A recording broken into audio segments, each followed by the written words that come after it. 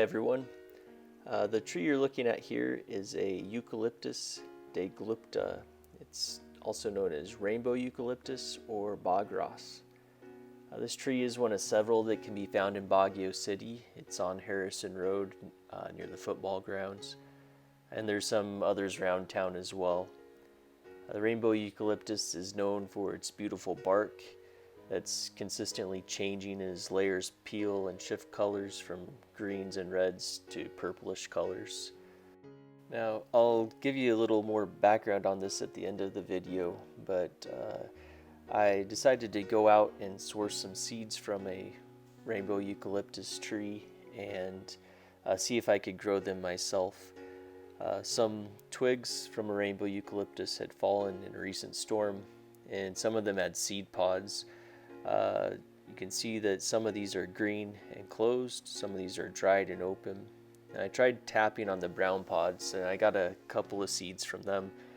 But the most luck I had came from leaving the closed green pods in a container, and when they had dried out, which happened actually overnight, the next day they started to open on their own and hundreds of seeds fell out of them. So you'll see a bunch of seeds fall out of this bunch of pods right here that had just opened up. So actually nearly all of the seeds that you'll see here and that I used in this video just came from a few of these green seed pods.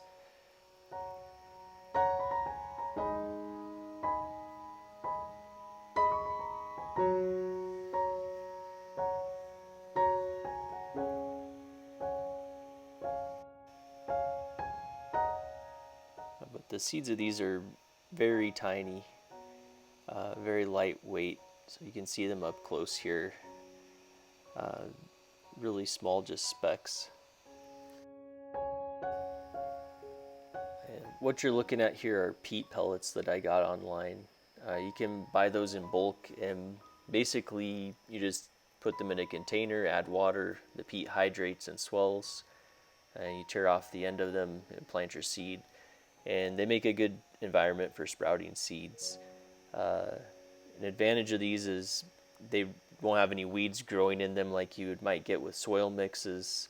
And the real big advantages, though, are that they maintain even moisture easily, and then the roots of your plants can penetrate the outside netting of these, that netting that's around the pellets. And so transplanting them is really easy with little chance of shock, because you just take the pellet and put it in a larger container with soil when the plants are ready to transplant. There is a little debate about these, though. Supposedly the netting around most peat pellets will biodegrade, but it takes a long time. It needs to hold up while it's growing the seeds and hold the peat in place so it can't break down right away. The other issue is that I've heard accounts of plants getting kind of root bound inside of these if the roots can't penetrate them, but I've used them in the past and that was never really a problem. And actually the first two trees I planted when I was in 3rd grade were planted with peat pellets, and that kind of shows how easy they are to use, and those trees are still doing fine today.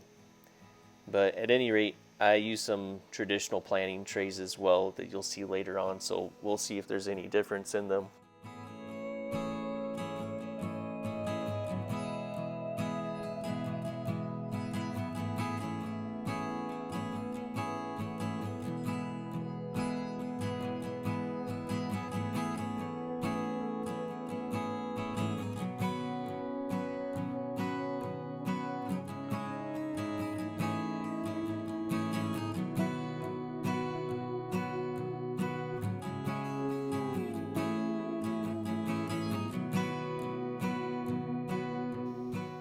Here's some of the seeds that were from those pods you saw earlier. They're so small, there's hundreds of them right here. I wasn't sure how well these would germinate, so I put quite a few in each pellet for the initial germination, and it worked. But when I do this again, I'm just going to put one seed in each pellet because the germination rate was quite high for these, so I ended up spending quite a bit of time transplanting the sprouts. And you can reuse the pellets too if the seed doesn't sprout. So if you have just one in each pellet, if it doesn't sprout, you can always plant a new seed in there later. And I think it would be more time efficient in the long run. After I added these seeds in, and then I just misted them lightly on top to just settle them down into the peat.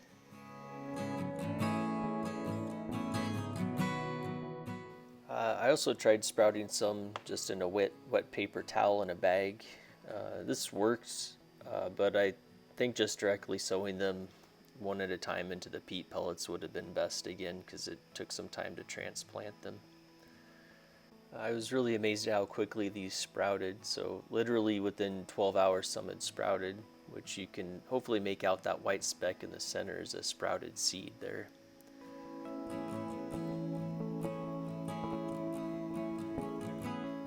And here you can see them sprouted in the peat.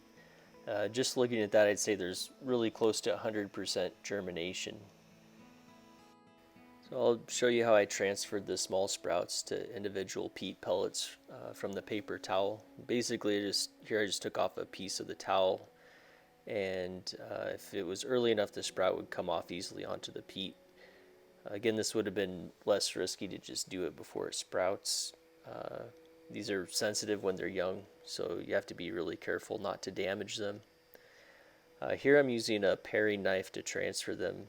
I'm not cutting these here, I'm just gently using it to remove the sprout from the towel, and then I put it onto the peat pellet. This was pretty time consuming, but once I got into the flow of it, I kind of like doing this kind of thing. So I first planted these on October 18th, and I did the transferring the next day on the 19th. The survival rate of this transfer process was over 90%. I didn't transfer them all at this stage because I hadn't done it before, and I didn't want to risk losing everything if disturbing them here would kill all of them. But when I transferred them, you'll see how I kind of gently missed them again to just ensure good contact with that peat.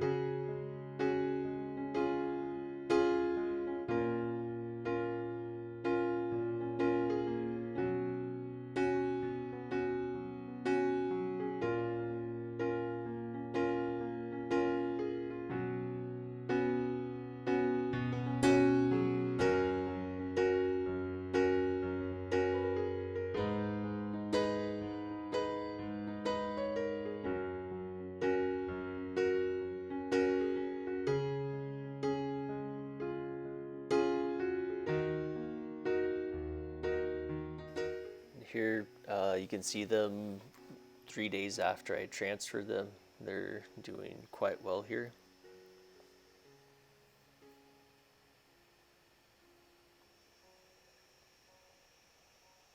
I also decided, like I said earlier, to put some of these into planting trays. I have a compost mix that's made from old kitchen scraps that I've used for this. It worked okay. I did this a couple days after first putting the seeds on the wet paper towel, so I was basically just taking them as they started to sprout.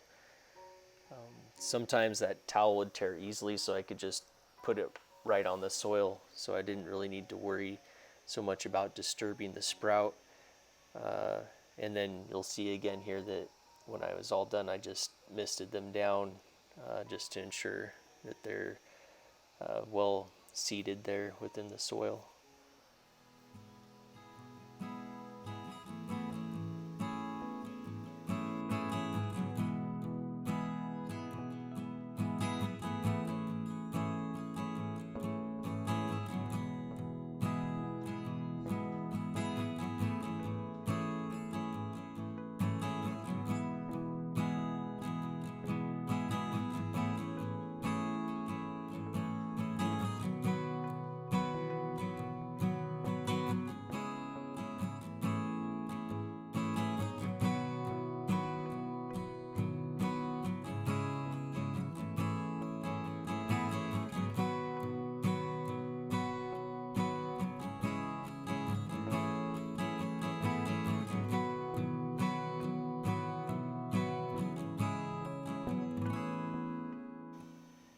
here you can see those sprouts a couple of days later.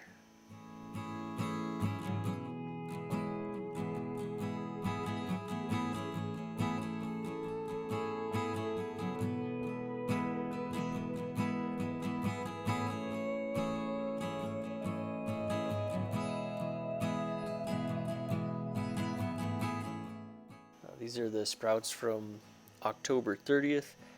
It looks like they all made it, with the couple having an extra plant. I didn't get separated from the other one. Here's another group on November 2nd. It's 15 days into the planting. From this, it looks like about 12 out of the 14 survived. These I'm transferring from the peat pellets that had quite a few seeds sown into them. This is 2 weeks after they were initially planted. The peat pellets are actually not too hard to get the sprouts out of. The peat's loose, so with a little care they separated easily, even though they're growing so densely. These seem to do about as well as the ones I transferred immediately after sprouting. A month and a half later, 50% of these are still alive, but I think that's more because those planting cells are pretty small and the trays would dry out quickly, so it was really difficult to balance the water, so they weren't always soaking wet, but they also didn't dry out. So if I was going to do this again, I'd probably just go with the larger celled trays or with the peat pellets. But in any case, they definitely preferred being a little wet rather than dry at all. Here you can see the seedlings 32 days after they were initially planted. And this one's 6 days later. You can actually see the roots coming out of the side of that peat pellet. Now, not all the seedlings grew at that same rate. Some were at that stage earlier than others. Baguio's a lot cooler than most other places where these are grown, so I'm guessing in a warmer environment they might grow a little bit faster.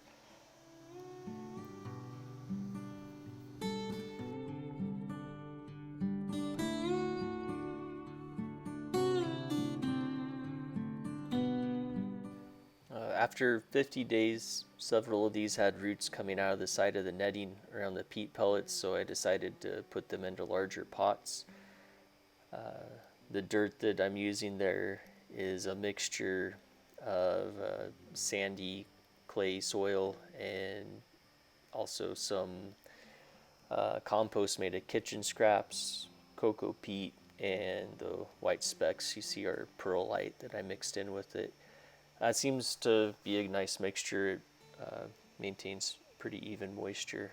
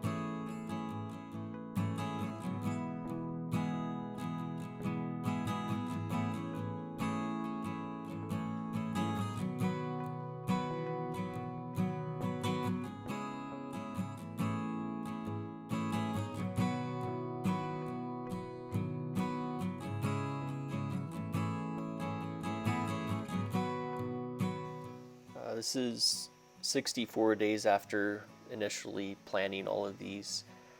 At this point, quite a few more had grown up, and we were able to transplant a larger group into those plastic potting bags. Here you can see what a couple look like when they come out of those plastic potting trays. They all seem to survive the transplanting well, no shock or wilting. We've been lucky enough to get quite a few seedlings, and there's still some developing, so we're hoping to have a lot more in the near future that we can transplant into larger bags.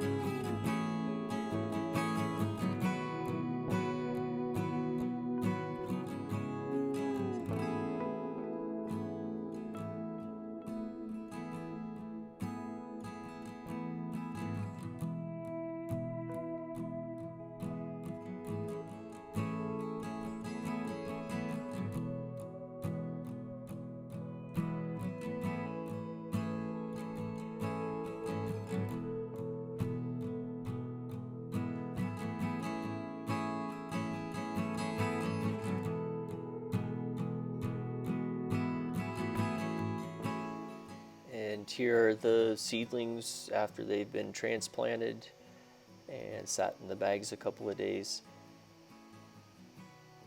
Doing well. There's a couple that had gotten a little dry prior to transplanting. The leaves wilted a little, but they seemed to come out of that pretty quickly as long as they didn't get too dry.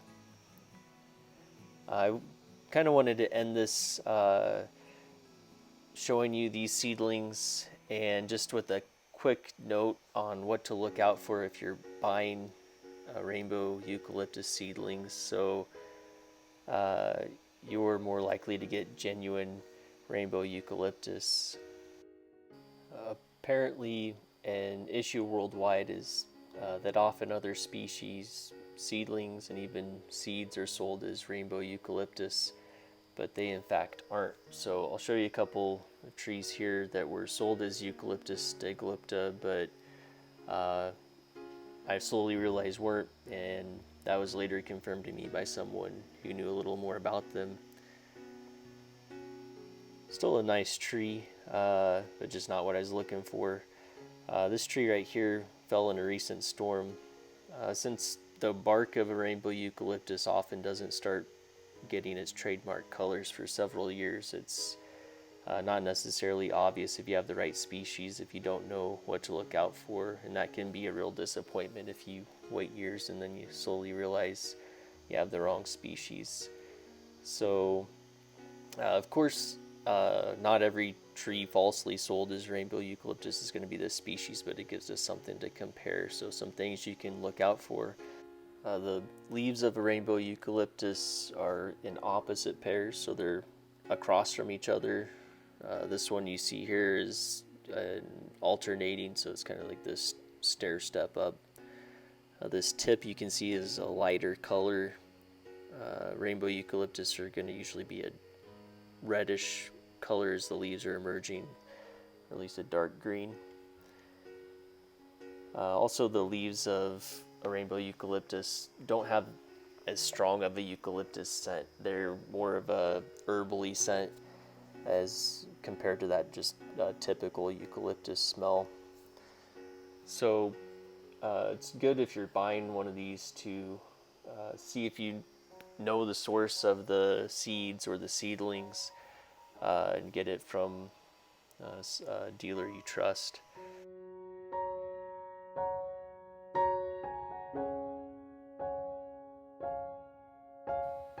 Alright, well that's all I have for today. I hope sharing my experience has been useful for you. I plan to put some updates on these also, so watch out for those. Please do subscribe to our channel and check out our other videos on our farm for Philippine native trees. Have a nice day, everybody.